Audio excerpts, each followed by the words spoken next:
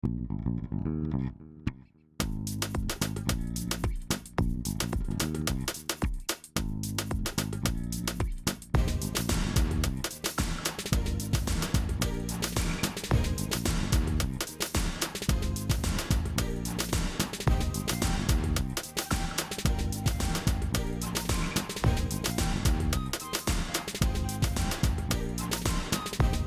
for those of you who don't know, my name is Michael Forrest, and welcome to It's Go Time. Now, as I mentioned before we get going, I normally ask people to stay off the stage, but since we have a very small crowd today, that's not really, I think gonna really come into play here. But we also walk you through how to use the emojis, but I'm sure you've seen that in other events. We're just using them. You good on the emoji use, Devin? You're cool with that? All right, awesome. All right, so let's skip ahead here to what we're doing here. Now, let's see, there is, if you're on an Oculus Go, there are some performance problems that you need to worry about in Altspace. And, there are some challenges. And speaking of challenges, I've been in bed for about the past year and a half, 2 years with a medical condition that's been improving. But, when I first got my headset, I was super psyched because it meant more mobility for me and I couldn't wait to get the headset on, right? So you remember that feeling when you first came into VR, feeling that you're being taken away to another space? I was really looking forward to that. And what happened was, I've been reading up on Altspace for a while, and I came into Altspace for the first time. And the first thing I did when I came out of the load screen, hey Hummingbird, how's it going? I looked up, right? And the very first thing I did, I looked up there and I looked at the sky, and that sky looked a lot like what I remember a sky looking like. And I was grateful for this. I was so grateful I started volunteering for Altspace that first day, right? And but when I started volunteering, I became aware that there were some problems being in Altspace on a go. Like for example, I started out moderating, and as I was moderating events, my battery would run out of power. And when it ran out of power, I would, I'd have to, go outside in the real world and charge up again, and I'd have to come right back in Altspace, and try to hunt down the event host and apologize for flaking out. So I got off to kind of a rocky start, and I wanted to solve these problems, wanted to fix these things. So I started asking around, like, what could I do?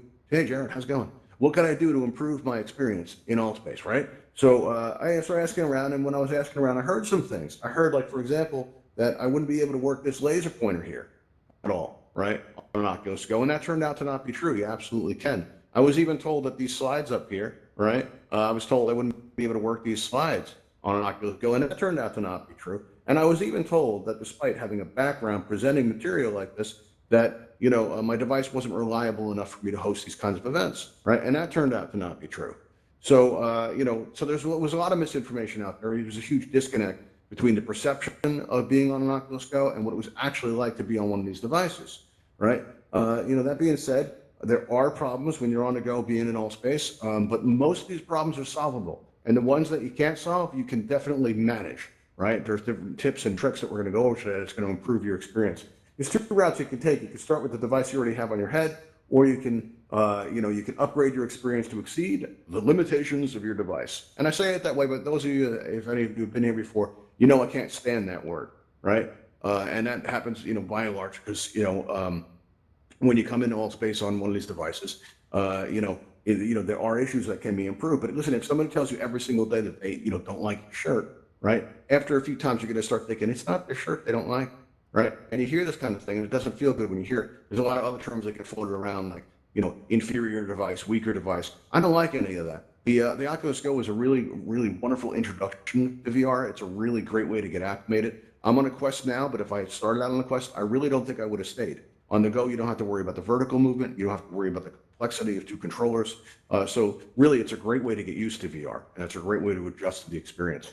That being said, though, there are problems, and they can be managed, and so or solved. Let's start with the device you have on your head. Now, you may not realize this, but your device loses power even when it's not in use. It's checking for updates to apps, to the firmware, and doing these background processes that can actually deplete the battery power. So when you come into an event in Altspace, you're going to want to make sure you're as close to 100% as possible. And the way you do this is like let's say you look into the event calendar and you're like, what am I going to do tonight? And you look in there and you see go times coming up, and you've heard good things about the host. You've heard he's got incredible hair. You heard he's got this shirt that you're starting to see everywhere, right? And you want to go to it. So what you want to do is you want to plug in your device about an hour before the event begins. And when you're all plugged in, it's charging up there, and it reaches 100%. Your event's about to start, so you put on the headset, And the very first thing you should do when you first put on your headset is, you know that middle button that you press to turn the power on? When you have the headset on, if you press and hold that down, you're going to see 3 buttons appear in the air in front of you. That middle button is the restart button, and when you press it, right, your device will restart, and it's going to clear out all these temporary files that your headset has. And so you clear out those temporary files. It's like clearing out your memory. And once you've cleared out that memory, you need to come in fresh because maybe your headset has like a pen pal on the other side of the world or like a secret life you don't know anything about. This is going to clear out and take care of all that. And now that your memory's been cleared out, you're gonna come into Altspace, and when you do, you're gonna notice from time to time that your menus drift around in Altspace, like your main menu button on your lower left side, the cluster of circles there. You're going to notice that moves around an awful lot. When it does, it can be uncomfortable. It can make you feel off balance. It's an important thing to remember that on an Oculus Go, you have your menu in your hand at all times. Some handy information there. If you press on your controller, right, on this button here, where it's called the trackpad, you have right in the middle you have 2 buttons on the bottom. That middle button there, that's your menu button. And when you press on that menu button, your menu will open up in front of you. And if you press it again, it'll close. But if you're looking straight ahead when you do this, it's going to recenter you. So those buttons, when they move around, this is going to actually put those buttons back where they belong. It's going to make you feel more centered and reoriented, that way. Now, you are going to notice also in Altspace what an important role body language plays in Altspace. If you're at an event like this and you notice, a moderator comes up to you and they're shaking their head slowly like this, that means don't do that thing, right? Or if I'm up here and somebody comes up on the stage and I start going like that, right? That means get off my stage, right? I don't have to say anything. But there's sometimes on an Oculus Go when your hand in the real world is right here, but your avatar's hand is like up here, and it doesn't match. And when that happens, and I go to wave somebody off the stage, all anybody is seeing is my hand going like this, and it looks like I'm going, welcome to Go Time, and I'm not saying that at all. I'm saying get off my stage, right? Now, what you can do to fix this, should this happen to you, is if you look straight ahead, and while looking straight ahead, what you want to do, and don't do this now, if you press on this bottom button here on your controller right there, that bottom button there, if you press on that, it's basically like an eject button. It's going to eject you out of Altspace. And if you press it by accident, don't worry, it's cool. You're going to get an option to press, you can either press quit to close the app, or you can press resume. If you press resume, you get taken right back into Altspace. It's a great option if you press it by accident. But this button does something else, right? If you hold your hand out, like straight ahead, right? So my real world hand is here, my avatar's hand is here, right? And if you press and hold that bottom button for about 4 seconds while looking straight ahead with your hand like that, what's going to happen is your hand is going to your avatar's hand is going to snap into place. This little white circle is going to spin in the air, and your avatar's hand is going to snap right into place like that, right? And when it does, take a good look at your hand and ask yourself, is this where my hand is in the real world?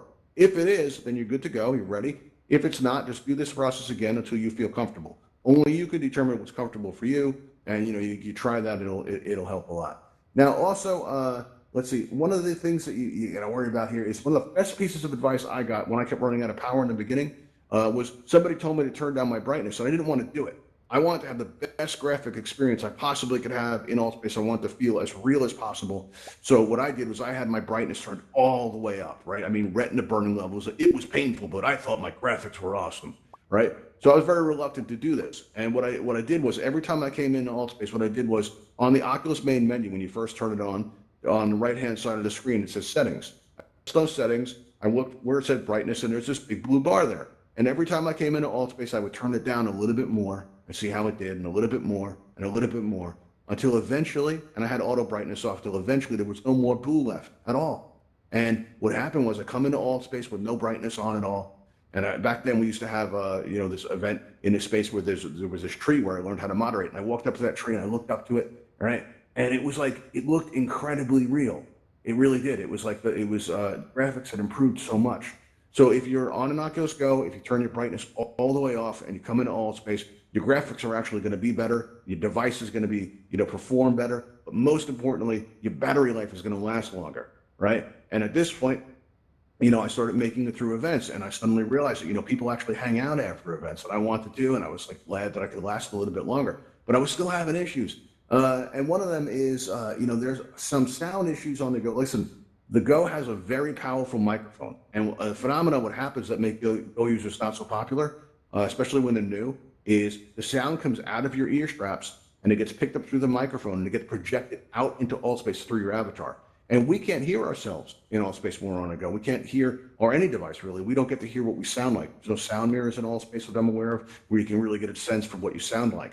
As a matter of fact, I didn't know what I sounded like when I was hosting until we started recording our events. If you notice, there's Raven Eye up there, and if you want to be out on YouTube, you can just turn around and wave and say, hey, Raven Eye, hey, YouTube, this is CB Jason right here. We got Parfy right down there. We got Area 12332. We got T over here. We got Dakota. We got Humberg. And so, hey, YouTube, how are you doing? Come on in Altspace. It's great in here. All right. So what you can do also is you've got, let's see, lost my place there. Oh yeah. So this phenomenon happens with the sensitive microphone. The way to fix this is it's actually pretty easy. What you want to do is on your headset, you have two buttons on the top left-hand side. The leftmost button is the volume down button, and just next to that is the volume up button. And when you press either of these buttons, you're going to see these vertical bars appear in the air in front of you. Some will be solid and some will be clear. What you're going for is 4 clear bars on the right-hand side, so your volume is 4 ticks away from the maximum. Once it's set to this, the sound isn't going to be picked up as easily from your straps, right? The microphone's not going to pick it up as easily, but this comes at a trade-off. You're at times going to have to struggle to hear people in Altspace, and you'll constantly be saying, what did you say? Let me tell you a little trick that you can do, right? If you, as I'm speaking now, take your left hand in the real world and hold it up to your ear and cup your ear like that, you're going to notice the sound of my voice goes up, right? And so if you're struggling with the volume like that, that's one way to temporarily increase the volume. But you'll find when people aren't hearing the feedback that they can be a little bit nicer to you while that's going on. Once you've taken care of this. Now the best thing you can do is actually add a pair of headphones on, because this way the only sound coming in the avatar will be your own. Also, an inexpensive pair of earbuds will work too. In my case, my wife went to the library to get an audiobook, and they gave her a free pair of earbuds. She takes them home and she showed them to me, which was kind of a mistake because they suddenly disappeared. Right? Good news, they appeared a short time later, attached to my device, and they remain there to this day. And Fury, it's not stealing. It's not. I acquired it through creative means.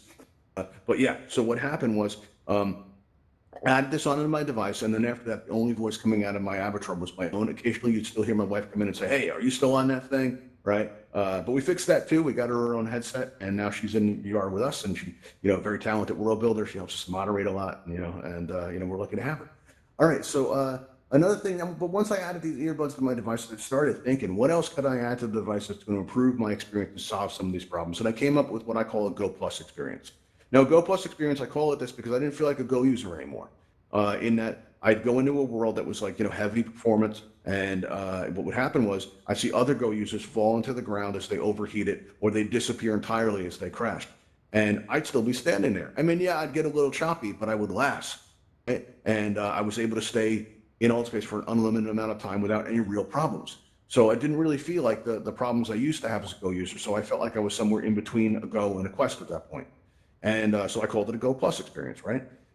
And the way I'm going to discuss the way I did this, and I'm going to do this by talking about the products I added to the device to make it perform this way. But while I'm doing that, I want you to bear in mind that these are just the products that I use. You can use other ones like them. It's the ideas behind the products that matter the most. And when I talk about them, the temptation might be to write them down. Don't worry, we've made this super easy for you guys to get to. If you go to altvr.com and you go up to where it says channels, you're going to notice there's a list of all these Altspace channels, and one of them will say Ravenhole events, like it says up at the sound booth there, right? If you click on that, you get taken to our event channel, and on the left-hand side of the page, you're going to see all these products I'm about to discuss listed there if you want to try any of them. You'll also see a join Discord button if you want to join our Discord, help us put on events like this. You also see the most important button on the internet, subscribe button. That lets Altspace know how we're doing. It tells them you enjoy our content. And also, we don't get paid to do this. And so whenever we see that number go up, it makes us feel good. It's a great way to say thank you. All right. So now these products you have the Anker Power Core battery pack there at the top. Now listen, Oculus says that they don't want you to use the device plugged in, but they say you can use an external battery pack, right? So I figured I'd start there. This would solve my power issue, right? And when I got this, I had heard a bunch of people were having problems charging their device. And I don't know if you've noticed this, but when you plug in your device, the port is a little bit tight, right? And while it's tight, you're thinking to yourself, like I started to worry. I started thinking, well, if all this wear and tear on that port, eventually the contact isn't going to be made, and it's going to, wear down. It's not going to charge as effectively, right? So you got a question there on what's going on? Yeah, if you like, we can take it. Let's see. I'm going to unmute everybody here for a minute. There we go. What's going on? So can I get these things all on Amazon, or do I? The links that we have are mostly to Amazon, actually. So yeah, if you go to our event page, you can get the product names. You can Google them, search them, price check them. But yeah, our links go directly to Amazon. Most of them, a couple Okay. don't, you know, So but, what is your give it a YouTube shot there. channel? Our YouTube channel is Ravenhall Events or Ravenhall Lab, search that. Or if you want to see like direct links to these products, you just go to altvr.com and you go up where it says channels and you'll see Ravenhall Events down toward the bottom, like it says up on the sound booth there, the same word there. And also the YouTube channel and the Discord is all right here on the stage there. You can find us that way. But the products will all be listed on our event page, you know, and don't forget to press that subscribe button, right? It's really good. All right, so here we go. No worries, no problem. Anybody else have any questions before I jump back into it and talk about a little bit about what these do? All right, well, that second cable you got is a MagSafe cable. So this was what this MagSafe cable was going to do, right? Was one tip goes into the device itself, right? And as you have, you know, the tip plugged into the device, it's going to reduce the wear and tear on the port, right? So I got these, and they, you know, they arrived, and all of a sudden my power issues were solved, right? I started lasting longer in Altspace, but I had a new problem. I started overheating like all the time. And I'd heard some people were fighting this with like ice packs and stuff, but listen, putting an ice pack on your headset results in condensation and water, electricity on your face, probably a not good combination. I know a few people that tried this actually went through more than one device, right? They started having like, you know, issues with it. I don't know if it was the ice pack that caused that, but I suspect that. Now, so I came up with a different method, right? And it's this USB mini fan from AC Infinity. There are other companies that make them. They're very small. They fit in the palm of your hand. USB mini fan. That's all you'd really have to search. One end plugs into the battery pack. The battery pack has two ports. So you've got the MagSafe cable plugged in. You've got, you know, the fan plugged in. And when mine arrived, I wanted to test it. And the world I was going to be moderating in that day was a meditation event in Altspace. I don't know if you've ever been there, but it's like at the top of a mountain. There's like a bowl with smoke coming out of it. Really fancy space. There's like fog. It's really beautiful there.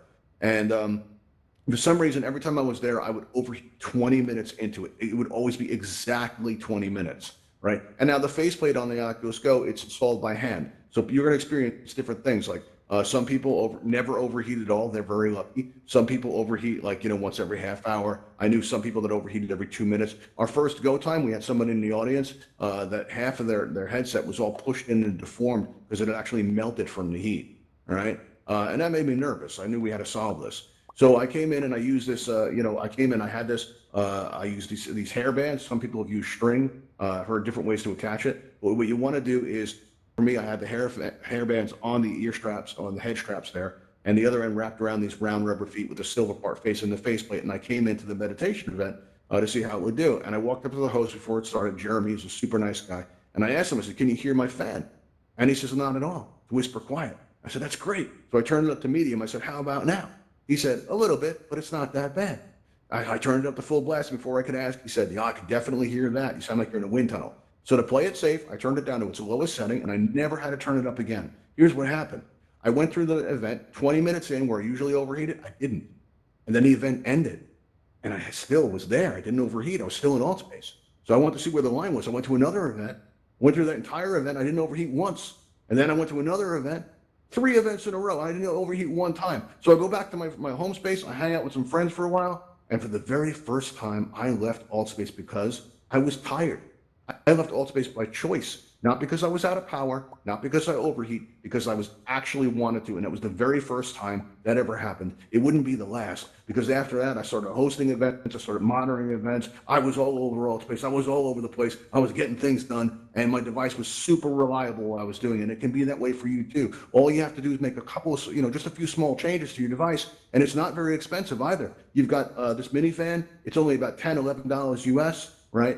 This MagSafe cable is only about $7 US, and the MagSafe cable's got a really great safety feature. If you turn your head suddenly and it pulls on the cable, instead of taking your headset down and like shifting it and making you feel like your world's turned inside out, right? What's going to happen is it's just going to pop off the side.